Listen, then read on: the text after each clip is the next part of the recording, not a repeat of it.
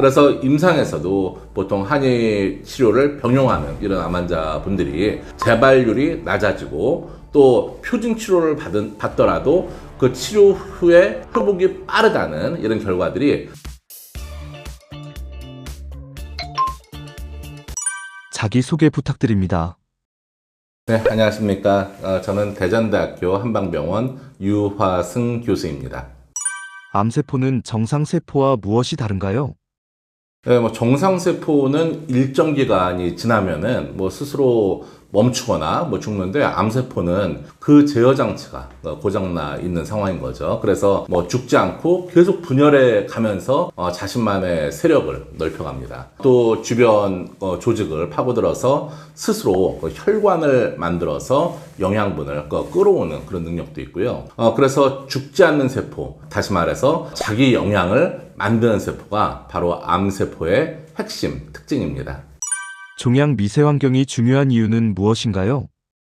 네, 종양 미세환경 말이 좀 어렵잖아요. 하지만 좀 풀어보면요, 암세포가 자라나는 주변의 생태계라고 해석을 할 수가 있는 거거든요. 그래서 암세포는 혼자 자라는 게 아니라 주변의 면역세포라든지 혈관 또는 염증세포가 서로 영향을 암세포하고 같이 이제 주고받는 거죠. 문제는 이 환경이 암이 자라기 좋은 쪽으로 바뀐다는 건데요. 따라서 이러한 종양 미세 환경 속에서 요즘 암 연구의 어떤 트렌드는 암세포보다도 그 주변 환경, 종양 미세 환경을 어떻게 바꾸느냐가 핵심이 되고 있습니다.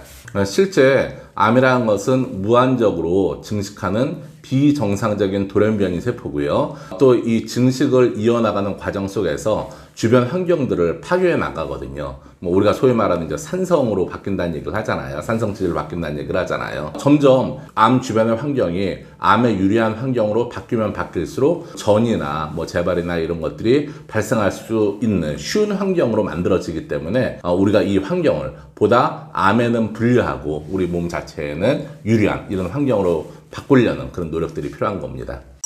암세포 전이가 일어나는 과정은 어떤가요? 네, 암세포가 원래 자리에서 떨어져 나가서 혈관을 타고 이동을 하겠죠. 그 다음에는 새로운 장기, 다른 장기에 달라붙어가지고 자리를 잡는 것을 우리는 전이라고 하고요. 또 이곳에서 이제 다시 증식을 하게 됩니다. 이때 암세포 자체가 어떤 세포의 변형을 유도를 하는데요. 좀 이동하기 쉬운 세포인 간엽세포로 바뀌는 과정, 이것을 우리가 상피세포가 간엽세포로 바뀐다고 해가지고 상피 간엽 전환 EMT라고 하는데요. 이것이 암이 이동하고 또 이제 퍼지는 데 있어가지고 첫 걸음이 되는 겁니다. 통합암 치료는 표준 치료와 어떻게 다른가요? 보통 이제 표준 치료라는 것은 수술, 항암제, 방사선 치료 같이 암 자체를 직접 공격하는 그 치료를 얘기하는 거고요. 통합암 치료라는 것은 거기에다가 한약이나 침, 영양요법, 또 운동, 심리치료 등등을 함께 결합해서 몸 전체의 균형과 회복을 돕는 치료를 얘기하는 겁니다. 쉽게 말해서 표준 치료가 암과 싸우는 그런 치료라고 한다면은 통합암 치료는 암과 싸우는 나 스스로를 회복시키는 그런 치료라고 보시면 됩니다. 한의학을 이용한 암 치료의 효과는 어떤가요? 네, 한의 치료는 크게 세 가지로 작용한다고 볼 수가 있는데요. 우선 첫 번째로는 암세포의 성장력, 성장 원동력을 억제하는 그런 효능이 있고요.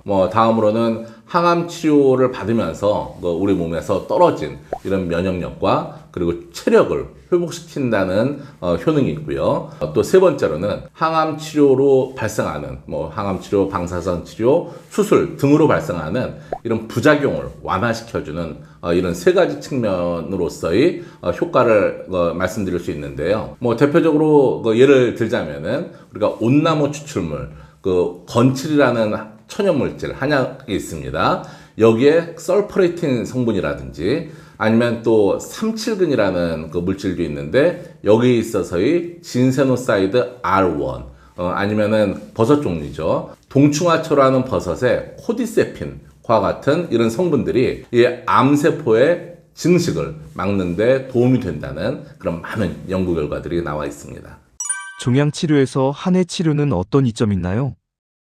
네, 보통 한의 치료는 우리 몸의 면역 시스템을 균형 있게 조절을 해주는 그런 역할을 합니다. 뭐 예를 들어서 환기라는 우리 환기 닭 얘기를 할 때 대표적인 유명한 한약재가 있잖아요. 이 안에 있는 아스트라갈로사이드라는 이런 다당이 있습니다. 뭐 이런 거라든지 아니면 또 영지버섯 아시죠? 영지버섯 안에 있는 베타글루칸 이런 성분들 이런 것들이 우리 몸에 있어서의 종양 면역의 중심을 담당하고 있는 T세포라든지 아니면 자연살해세포, NK세포를 활성화시킴으로써 암세포를 공격하는 이런 면역 반응을 강화시켜주는 그런 역할을 하고요. 또 육두구라는 향신료 물질이 있습니다. 이 안에 있는 렉탄드린 B라는 성분이 있는데 이것이 장내 유익균을 강화시켜주면서 장내 미생물을 활성화시켜주면서 면역 활성에 도움을 주는 그런 역할을 합니다. 재발전이 암에 있어 한의학의 효과는 어떤가요? 또 여기서 한약 얘기를 안 할 수가 없는데요. 한약 중에서 붉은 인삼이라고 해서 단삼이라는 물질이 있습니다. 여기에 대표적인 성분이 탄시노닌이라는 성분이 있고요. 또 황금이라는 한약이 있는데 그 안에는 오고닌이라는 그 성분이 있어요. 이런 것들이 실험 연구나 각종 임상 연구 등을 통해서 암의 신생혈관 형성을 억제하고요. 같은 비슷한 기전인데 전이와 관련된 이런 유전자의 활성을 낮춘다는 이런 보고가 있습니다. 그래서 임상에서도 보통 한의 치료를 병용하는 이런 암 환자분들이 재발률이 낮아지고 또 표준 치료를 받더라도 그 치료 후에 회복이 빠르다는 이런 결과들이 전 세계적으로 우리나라나 중국뿐만이 아니라 이제는 미국이나 유럽까지도 해서 전 세계적으로 이런 연구들이 지속적으로 계속 발표가 되고 있는 상황입니다. 암 환자 한약 섭취 괜찮은 건가요? 보통 이제 한약의 부작용을 우려하시는 것들은 보통 두 가지를 생각을 할 수가 있죠. 첫 번째는 많이 좀 들어보셨을 테지만 약인성 간 손상 부분. 과연 천연물질이나 한약재를 복용을 했을 때 이게 간에 손상을 미침으로써 표준 치료를 받는데 어떤 부정적인 영향을 미치지 않을까라는 우려가 있겠고요. 다음으로는 독한 항암 치료를 받는 과정 속에서 혹시라도 이 항암 치료랑 같이 작용을 해가지고 항암 치료의 효과를 너무 강화시키거나 아니면은 너무 저하를 시킨다는 상호작용, 어브드러그 인터랙션이라고 하거든요. 이런 것들에 대해서 보통 우려를 하시는데요. 이것을 무조건적으로 그냥 하지 말라고 하는 것보다는 좀 더 과학적으로 접근을 해 들어가서 어떤 부작용이 유도될 수 있는지를 입증을 하고 가이드라인을 만들어서 그 가이드라인에 따라서 치료를 하게 된다면은 오히려 환자분들 입장에서는 유익한 이런 치료들을 보다 안전하고 도움이 될 수 있는 방향으로 해서 받을 수 있는 근거가 설정이 되겠죠. 그래서 대표적으로 미국의 뉴욕에 있는 메모리얼 슬론 캐터링 암센터에서는 About Herb 한약에 관련돼서